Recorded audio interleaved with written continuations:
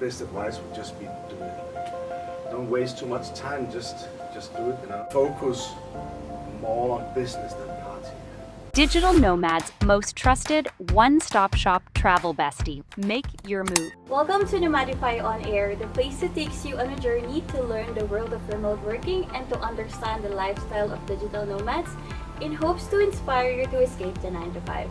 In this channel, we are inviting the most inspiring and reputable people here in the island of Gods, Bali, Indonesia. I am Bernadette, your host and also the founder of Nomadify. And live with me here today is Sebastian from Denmark. How are you? I'm very good, how are you?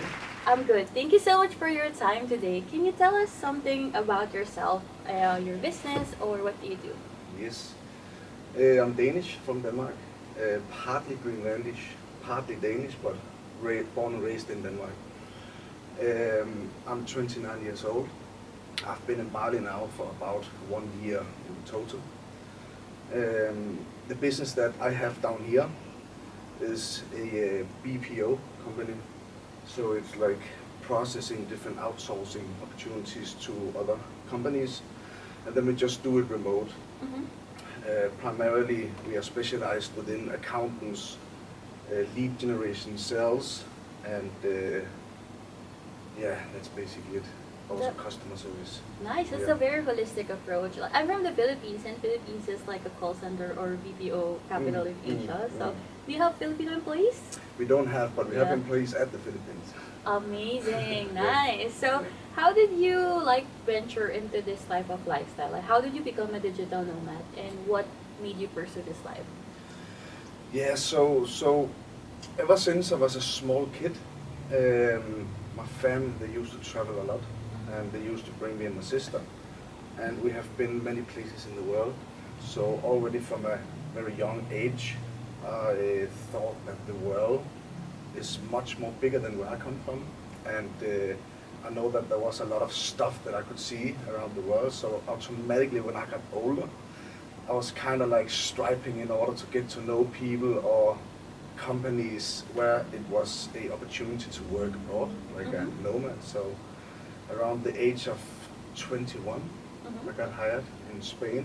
I moved there in 2016 and haven't really been living in Denmark ever since. Oh, okay. So it's more like the whole world is inspiring and very exciting compared to a very small place where I'm from, Denmark. 100%. Yeah. So really train them young now. Start them young. Yeah, exactly. I have a curious question. Like, would you say that you have it all figured it out before you choose this lifestyle, or you just figure things out along the way? Right. Yeah. The company name is Nordics, and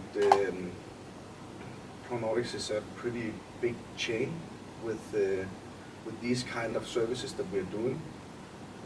So we have a lot of former experience. Like a lot, we have departments in Denmark and Norway, Sweden and Spain, and here in Indonesia.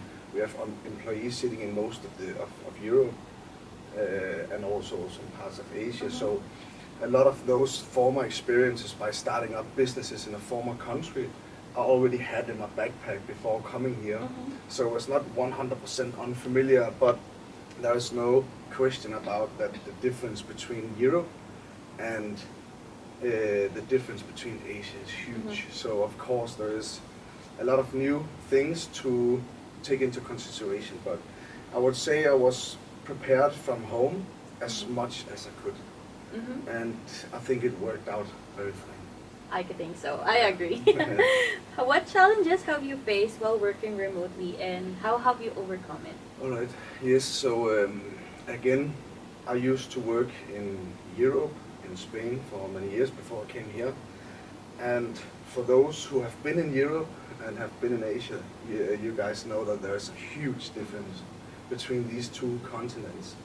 So I think that the biggest challenge has been to fit in, to adapt from, if I can be honest, from an extremely strict and punctual continent to a bit lesser strict punctual continent.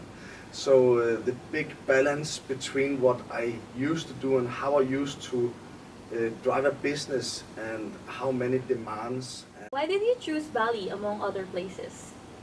Yeah, that's a very good question. There's two main reasons. One of the reasons is that we were actually investigating different places in Asia that we wanted to go to, like Vietnam or Thailand, Malaysia, whatever. And in the end, we figured out that it was easiest to create a business down here in Bali. Plus that the process for recruitment would also be a bigger chance to find Scandinavian people, simply because there's a lot of expats here compared to some of the other places. The other reason is that we are trying to make a setup in the company here, so we can work like 24, give services to companies 24/7. For Scandinavian companies, our clients and customers in Scandinavia. So of course, in Scandinavia, we are following the Scandinavian times like everybody else. But now when we're in Asia, we are like in front, so it would actually be possible for us also to do even night coverage for customer service for Scandinavian companies or whatever. So next step will probably be something like America or South America, so we have like a 24-hour solution. So people that actually are going to work in the nighttime in Scandinavia don't have to be awake in the nighttime where they are. Amazing. Yes. I really, you were really like business minded. Like, usually this question, if I ask to other guests, they would say that the island attract me, but you are like fueled by your business. So, respect for the grind. Bali did also attract me. I agree. How has remote work impacted your professional and personal life? Personal life, I miss my mom. I miss your mom, and I miss my Shout sister. out to mom and sister. Yeah, and my sister's kids and my grandma. I miss everybody. So when you take a decision to move so far away, you also automatically distance yourself like from your family. But we are doing it as best as we can in order for me to visit them.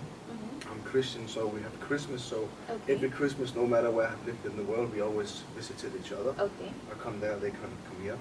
But that is probably personally like the biggest challenge I have faced with this. If you're thinking about the professionalism part in it, it has been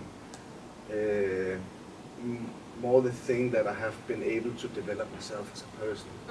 So I couldn't imagine myself growing up in the city I'm from, in Middelfart. It's a very in Denmark, so it's called Middelfart. It's very, very small. And I couldn't imagine myself staying there for the rest of my life and not being able to understand how other people are thinking, other places in the world. So yeah. Amazing.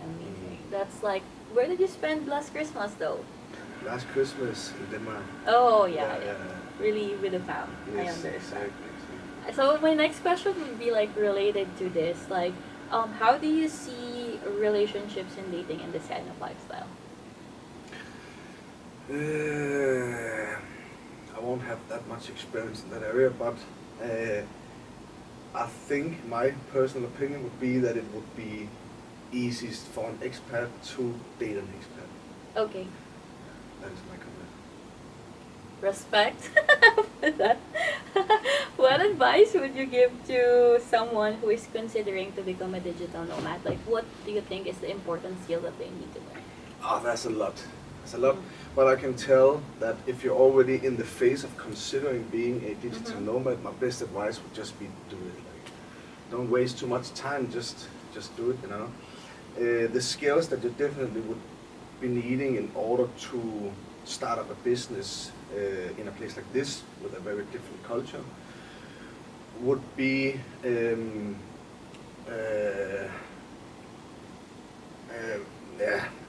learn how to read people, because people are different, they have experienced other things in their whole life.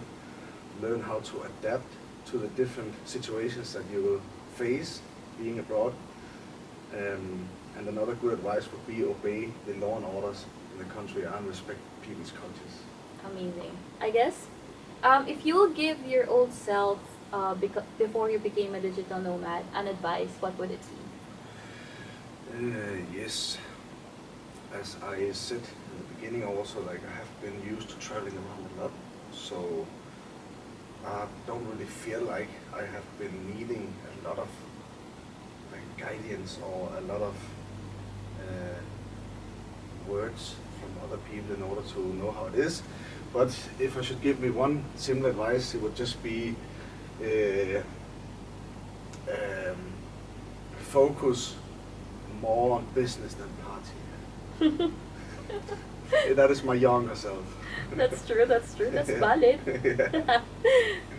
That's Yeah. all. Okay. Yeah. Thank you so much for your time today. I guess before we close this, how can our viewers find you? Do you have like a website or business? How can they collaborate with you? Invite them. Yes, all right. So we have a website, of course, and that is called pronordics.com. And if you are a Scandinavian person, either from Denmark, Norway, Sweden, or Finland, and if you would like to work abroad, we have departments, different places in Europe and also here in Asia. So you can, through the website, throw application, and then of course we will take a look at it, and maybe we could start a collaboration. Amazing. Pronordics.com. Yeah, we will also include it on the description box. Alright. Thank you so massive. Thank you, Sebastian, for your time today. I really appreciate that. Thank you so much, guys, and I'll see you in the next episode. Working remotely was never actually a challenge, even before COVID. It definitely made it easier, more comfortable, more flexible, I guess. I don't know, it's really difficult, it's really complicated, but you win some, you lose some, I'm fine with that.